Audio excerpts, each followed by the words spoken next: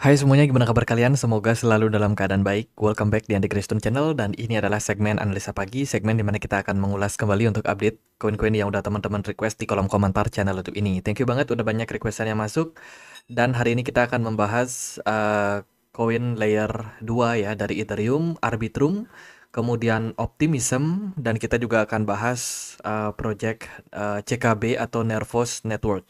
Jadi ini teman-teman request semua di kolom komen. Jadi requestan yang paling banyak kita akan prioritaskan untuk dibahas. Jadi thank you banget yang udah komen dan yang belum dibahas kita akan carikan waktu untuk membahas requestan kalian. Jadi thank you so much udah stay tune di channel ini. Sebelumnya aku mau informasikan dulu bahwa cashback OVO untuk teman-teman yang top up toko kripto itu masih berlangsung sampai periode akhir 30 Juni 2025. Jadi masih ada kesempatan bagi teman-teman yang pengen untuk mendapatkan cashback. Caranya gimana? Caranya teman-teman cukup untuk melakukan transaksi atau deposit minimum 1,25 juta atau 1.250.000 rupiah menggunakan OVO. Teman-teman berpeluang mendapatkan cashback sampai dengan 3% atau total 50.000 OVO Point yang nantinya teman-teman bisa dapetin maksimal 3 kali 24 jam setelah melakukan transaksi. Campaign ini bisa diikutin oleh siapa saja yang sudah punya toko kripto, sudah melakukan KYC. Untuk teman-teman yang tertarik, mumpung Bitcoin-nya lagi koreksi, siapa tahu ada yang pengen akumulasi, jangan lupa top up-nya pakai OVO. Untuk informasi lebih lanjut, linknya aku sediakan di kolom deskripsi. Oke, pembahasan kita akan mulai dulu dari Arbitrum. Hari ini Arbitrum diperdagangkan di kisaran area 0,26 dolar. Secara movement, Arbitrum sebulan terakhir sudah turun 32%. Dan jika kita melihat memang semingguan terakhir juga penurunannya lumayan curam. Apalagi ada perang ya dari Timur Tengah antara Israel dan Iran dan sekarang beritanya sih dipanas-panasin lagi sama Amerika Serikat dan ini membuat marketnya mengalami crash. Jadi ya ini adalah koreksi atau penurunan yang terjadi pada market impact dari kondisi geopolitik yang tidak stabil saat ini. Teman-teman, Arbitrum ada beberapa berita bagus. Salah satunya adalah adopsi dari pengembangan real world asset. Sekarang sudah ada Franklin Templeton, kemudian Spyco, dan Wisdom Tree yang ongoing di step kedua guna untuk memperluas penerapan real world asset on-chain pada jaringan Arbitrum. Ini merupakan sebuah berita yang bagus. Salah satu use case dan juga utility dari Arbitrum ya, dan otomatis dengan joinnya dua venture capital atau tiga venture capital besar ini tentu saja bisa berdampak bagus untuk fundamental dari Arbitrum ke depannya. Kemudian dari berita yang lain adalah Ethereum Pectra Upgrade akan hadir juga di Arbitrum dan juga project-project layer kedua lainnya. Tapi ini sekarang baru dalam tahap di Arbitrum dulu. Mungkin nanti akan ada di Optimism dan juga project-project layer kedua lainnya. Nah, saat ini Arbitrum akan melakukan penyesuaian untuk next upgrade mereka. Ada ARB OS 40 Kalisto ya, di mana ini adalah project upgrade berikutnya guna untuk menyesuaikan dari Arbitrum sendiri dengan jaringan utamanya gitu, layer satunya yaitu Ethereum yang sudah melakukan upgrade terlebih dahulu. Dan tentu saja ini bisa berdampak positif untuk pengembangan dari Arbitrum. Lalu bangun masa depan pembayaran dengan DeFi ya, dengan project bernama Bitso. Arbitrum juga sudah terkoneksi dan akan melakukan hacktown pada tanggal 14 Juli nanti, yang mana ada hadiah tuh sampai dengan 40.000 US dollar ya, berupa ya berupa token apa nggak tahu sih teman-teman. Tapi yang pasti dalam hacktown tersebut ini lumayan akan ada kesempatan untuk yang join dalam event tersebut untuk mendapatkan reward. Otomatis akan menarik minat juga gitu. Terus juga pengembangan real world asset ini lagi gencar-gencarnya di Arbitrum, di mana dia join dengan dual min RWA. Ya, salah satu juga penyedia platform DeFi ya di jaringan dari layer 2-nya layer kedua dari Arbitrum, teman-teman yang kedepannya akan mengembangkan proyek infrastruktur real world asset yang lebih besar lagi. Itu kemudian dari berita yang lain, kalau kita perhatikan sih overall masih di develop ya untuk project dari ARB Arbitrum. Namun ada beberapa hal yang teman-teman perlu untuk pertimbangkan juga terkait dengan pengembangan project ini. Yang pertama, kalau kita lihat dari jangka panjang, sebenarnya Arbitrum ini udah jauh banget mengalami penurunan. Ya, dia baru mencapai setengah dari supply token yang ada. Artinya masih ada setengahnya lagi yang bakalan di-create ke market gitu. Kalau kita lihat dari periode unlock saat ini pada Arbitrum itu mereka unlock tiap hari ya, tapi sebanyak 0,000 sekian persen. Jadi sudah ada konsensus ya kemarin dari Arbitrum DAO, mereka akan mengurangi jumlah distribusi reward mereka. Dan kalau kita lihat dari pemberitaan terbarunya di menu vesting, mereka itu unlock tiap bulan sekitar 1,87% token ARB yang akan didistribusikan untuk tim and advisor, termasuk juga investor-investor awal pada project ini. Gitu. Jadi distribusi dari unlock token itu masih akan berlangsung sehingga terus akan menyebabkan inflasi pada token ARB ini. Jadi salah satu awareness juga bagi teman-teman supaya lebih berhati-hati terhadap yang namanya potensial penurunan. Seperti itu. Sementara Arbitrum sendiri sudah listing di hampir semua exchange, secara liquidity mereka nggak ada masalah sama sekali. Dan sekarang ini berada di peringkat 56 di CMC. Mari kita coba cek seperti apa pergerakan dari Arbitrum. ARB dilihat dari cycle, sorry saya hapus dulu moonphase-nya. Teman-teman, dari movement ARB overall kita melihat ini masih downtrend ya. Peluang pergerakan turunnya ini masih berpeluang terus lanjut sampai new all time low. Ya, jadi saat ini pergerakan dari Arbitrum sudah berada dalam all time low baru di mana area 0,28 merupakan area support yang penting dan bisa dibilang menjadi support keramat untuk ARB karena di level bawahnya ini tidak akan ada level support berikutnya gitu. Semakin ke sini ya project-project altcoin ini rata-rata banyak kehilangan market cap mereka. Ya, itu adalah impact daripada terlalu banyaknya altcoin dan overvaluasi. Ya, terlalu dinilai berlebihan oleh market ketika fase bull run kemarin. Padahal sebenarnya ya tidak sebegitunya juga gitu. Nah, karena overvaluasi tersebut menyebabkan saat ini kita dalam tahap koreksi.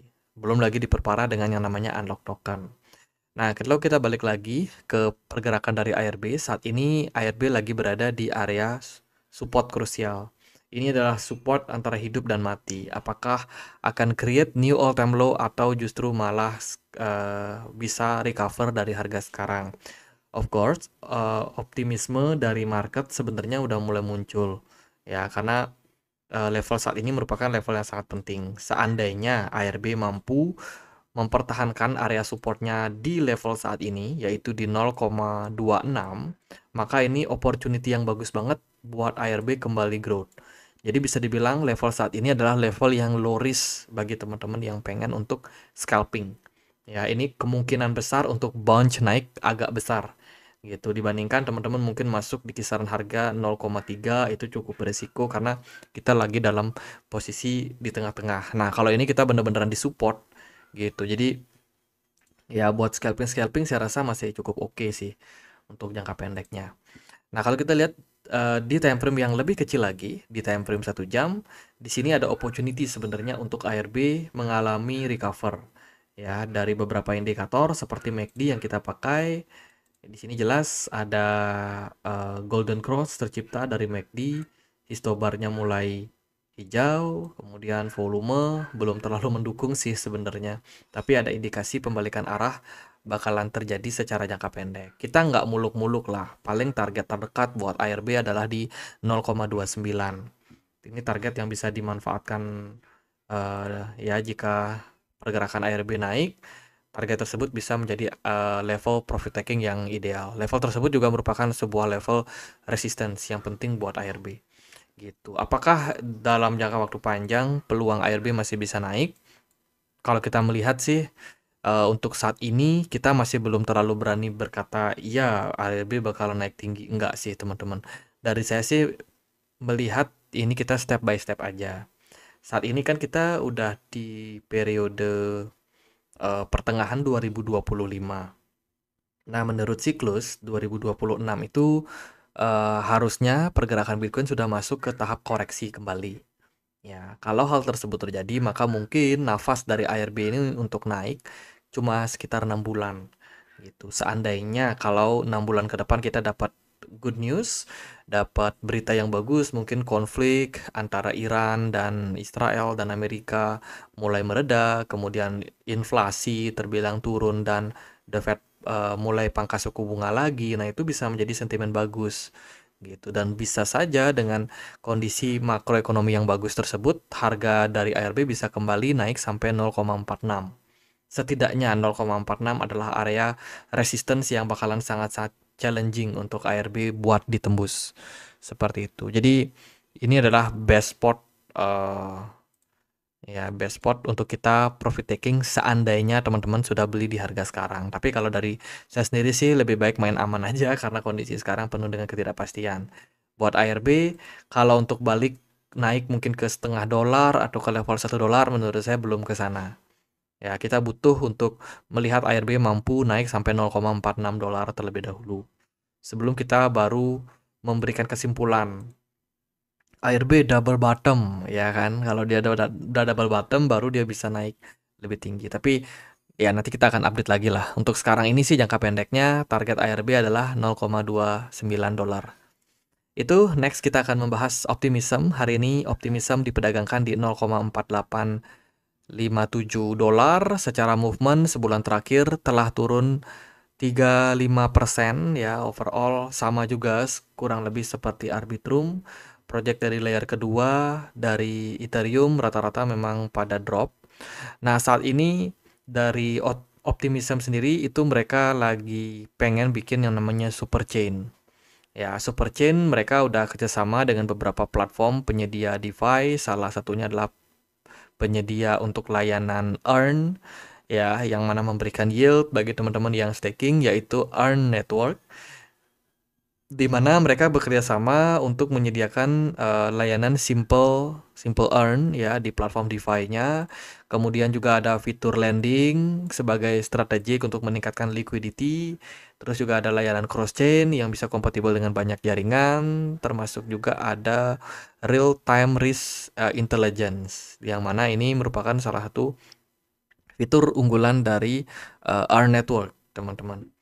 Gitu. Jadi saat ini Optimism lagi membangun yang namanya super chain. Apa itu super chain? Ini merupakan sebuah kolaborasi untuk mengembangkan project network ya, project jaringan gitu pada jaringan OP Stack Chain, di mana nanti mereka akan menggabungkan project-project open source yang sudah mereka bangun, termasuk juga platform DeFi di dalamnya, terus reward asset dan lain sebagainya itu.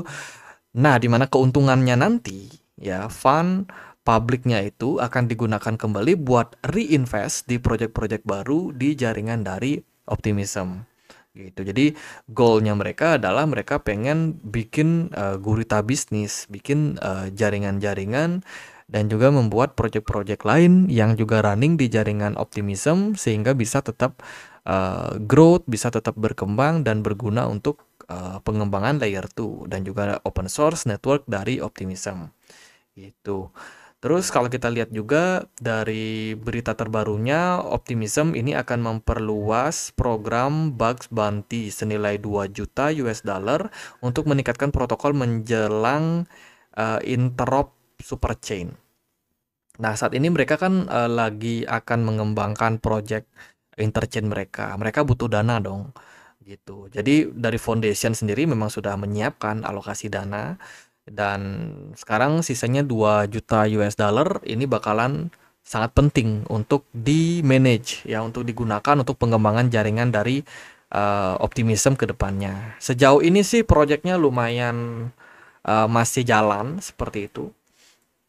Kemudian Optimism juga menargetkan desentralisasi pada perombakan tata kelola musim ke-8.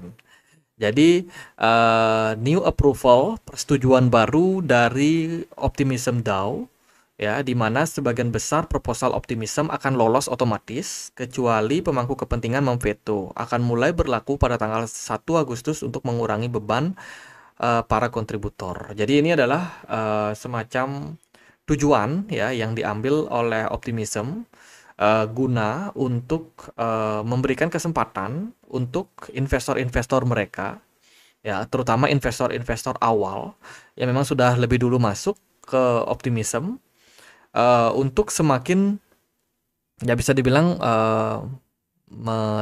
mendapatkan keuntungan mungkin ya dari project yang mereka sudah invest sebelumnya gitu. Jadi tujuan pada akhirnya ini adalah mereka pengen mengurangi resiko-resiko, ya, mengurangi resiko pada pengembangan platform supaya tidak sampai merugikan investor-investor mereka. Apalagi kalau kita melihat dari kondisi dari pergerakan harga itu udah jauh banget mengalami penurunan. Sehingga ini kan berarti resiko besar banget ya untuk investor-investor mereka yang memang sudah mulai khawatir terkait dengan masa depan dari Optimism.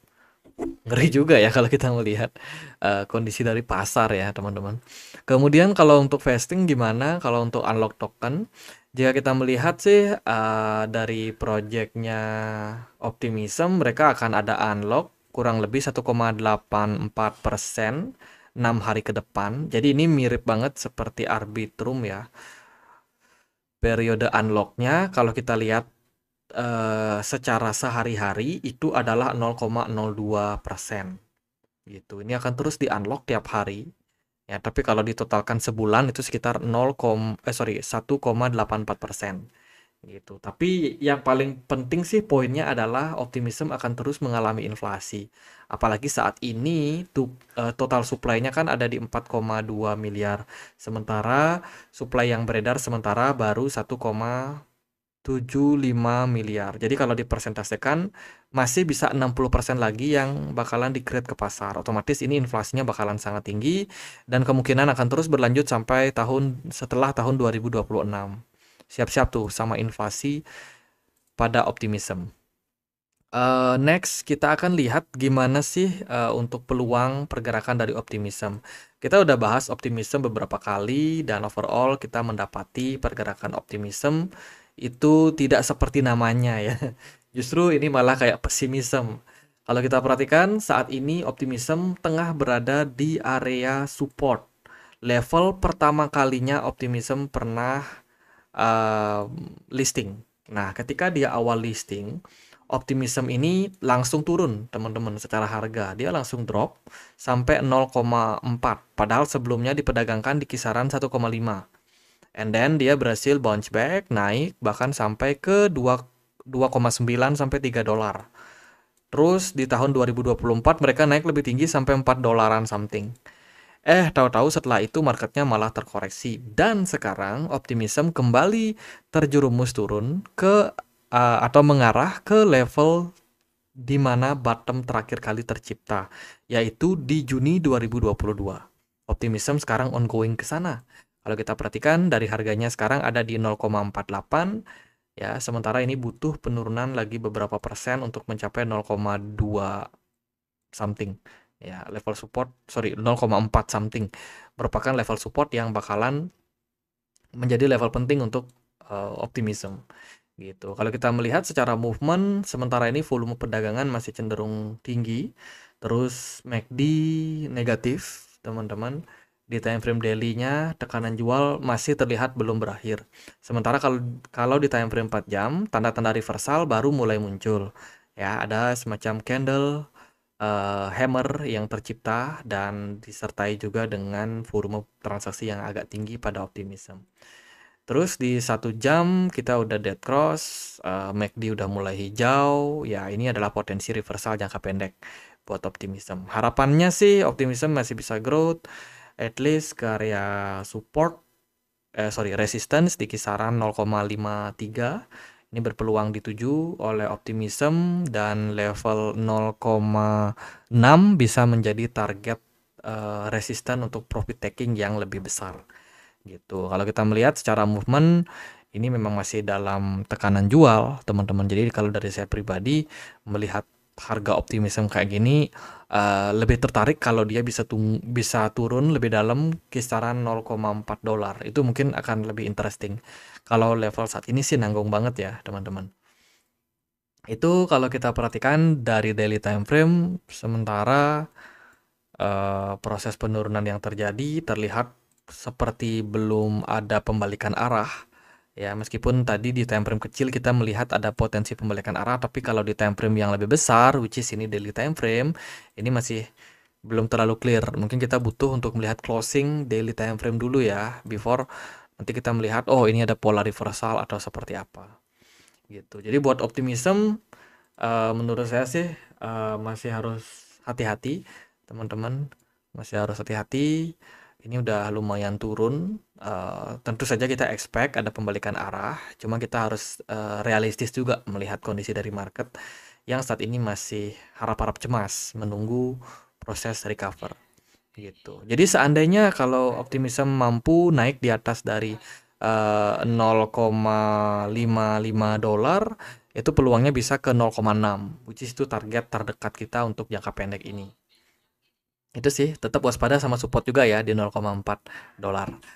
Oke gitu buat optimism. Next kita akan bahas Nervos Network atau CKB. Ini merupakan sebuah project berbasiskan proof of work ya dari 2019 dan so far CKB bisa dibilang sebulan terakhir udah turun 40% dan setahun terakhir udah turun 72%.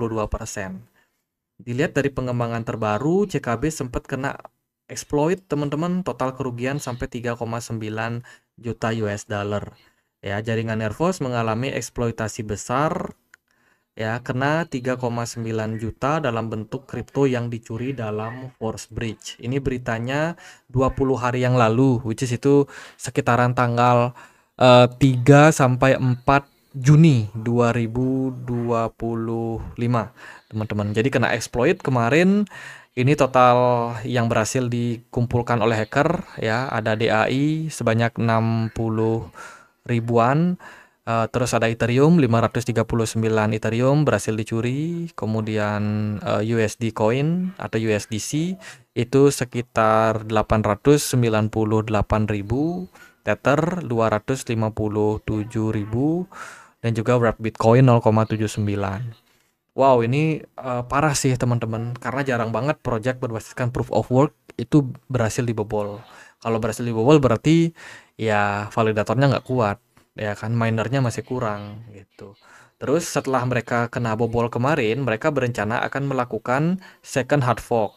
Ya, ini tujuannya adalah untuk memperkuat sistem jaringan daripada CKB yang memang sempat dibobol. Tapi sebenarnya ini sudah dicanangkan dari Oktober 2024 kemarin. Ya, sudah di testnet dan sudah approve, tapi mereka baru akan mengaplikasikannya itu di 1 Juli nanti. Jadi akan ada upgrade, ada peningkatan lah untuk jaringan yang mereka punya. Kalau dari Twitter, engagement menurut saya nggak terlalu besar. Kalau kita perhatikan dari sini, viewersnya nggak terlalu besar, sehingga ya ini cenderung masih terbilang sepi lah, teman-teman. Project dari CKB ini terbilang sepi. Lalu bagaimana untuk mereka punya harga? Kalau kita perhatikan dari supply-nya dulu ya, CKB itu supply totalnya di 47 miliar, sementara yang beredar adalah 46,7 miliar. Mereka itu unlimited supply, artinya supply-nya bisa di-create sebanyak-banyaknya tanpa batas. Harapannya sih mereka nggak akan ciptakan koin dengan jumlah yang masif, yang banyak, sehingga tidak menyebabkan harganya turun lebih parah gitu. Sementara ini exchange yang masih bisa memperdagangkan itu kayak Bybit, Upbit, Bitget, Maxi, Get.io, dan beberapa exchange lainnya. Lalu gimana untuk pergerakan dari harga CKB? CKB udah balik turun ya ke area support 0,003 dolar. Overall ini adalah level support keramat, dan kalau dia sampai turun di bawah level tersebut ada level support terakhir yaitu di 0,002. Ya, sementara area support sekarang di 0,0032 ini masih lumayan strong. Harapannya CKB bisa bouncing dari level support ini ya. Mungkin dia bisa meledak naik lagi. Itu sangat-sangat diharapkan buat movement ke depannya. Tapi kalau kita melihat dari sini sih volumenya cenderung kecil di weekly time frame. MACD lemah banget. Di time frame daily pun juga kurang lebih sama. Pola pembalikan arah belum sama sekali muncul. Jadi kalau dari saya pribadi sih melihat ini potensi masih bisa koreksi gitu. Jadi ya ya itu sih teman-teman. CKB sendiri juga sudah turun ya dari area resistance di 0,007. Ini merupakan level resistance yang penting banget. Kemarin CKB sempat naik tuh di kisaran 14 Mei. Ya, tapi karena langsung ada apa namanya? Ada semacam kondisi market yang negatif waktu itu, kayaknya dari Jerome Powell deh waktu itu ya. Jerome Powell mengatakan mereka pengen untuk menahan suku bunga dulu. Impactnya adalah marketnya turun, ya kan, Bitcoin turun, altcoin turun. Terus ditambah lagi ada exploit nih waktu CKB itu diperdagangkan di kisaran sini di awal bulan Juni ya. Itu dia turun dari 0,004 ekstrim turun sampai 0,003 saat ini gitu. Jadi memang benar-benar fear based teman-teman, sentimen negatif. Ya, itu. Ya level saat ini kita expect ada pembalikan arah, hopefully bisa tercapai dengan minimum target kita buat CKB adalah 0,0043. Ya, itu level target pertama. Target yang lebih kuat sih ada di atas di 0,007, tapi itu nantilah. Kita lihat aja apakah CKB bisa menunjukkan kepada kita bahwa mereka bisa recover secara jangka pendek. Ya, kita lihat. Apakah CKB bisa balik lagi naik? Itu skenario yang benar-benar sulit untuk kita bahas, teman-teman. Kenapa? Ya karena dari kondisi market saat ini masih belum memungkinkan. Ya kita tahu inflasi masih tinggi, Jerome Powell menahan suku bunga, terus ada perang di Timur Tengah, ada perang tarif dari Amerika Serikat, dan itu parah banget sih sebenarnya. Jadi ya masih penuh dengan ketidakpastian. Tapi kita selalu berharap bahwa market bisa recover, baik itu cepat atau lambat. Karena saya percaya teman-teman juga banyak yang sangkut. Gitu aja buat pembahasan kali ini. Next time mungkin kita akan update ya. Jadi selalu subscribe channel ini. Jangan lupa loncengnya diaktifkan. Teman-teman kita punya komunitas diskusi di Telegram, tempat aku untuk berbagi berita, berbagi informasi bagi teman-teman yang pengen join. Linknya di kolom deskripsi. Sekian akhir kata saya Andre. Makasih.